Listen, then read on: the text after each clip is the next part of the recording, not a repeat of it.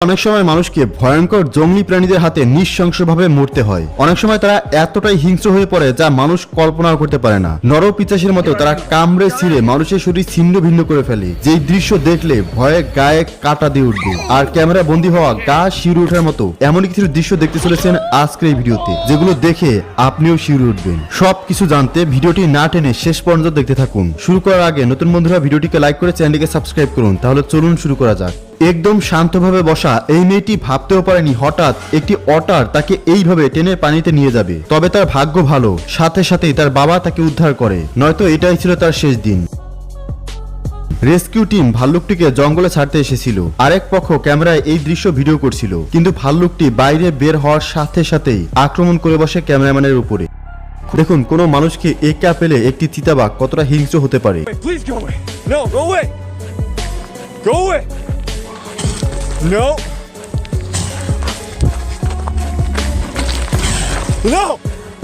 রাতের বেলা ফ্যাক্টরিতে অদ্ভুত আওয়াজ পেয়ে কিছুটা এগিয়ে যায় এই লোক, আর তখনই তার উপরে কোনো চোর ডাকাত নয়, হঠাৎ আক্রমণ করে বসে এক ভয়ঙ্কর ভাল্লুক, যা সিসি ক্যামেরায় রেকর্ড হয়।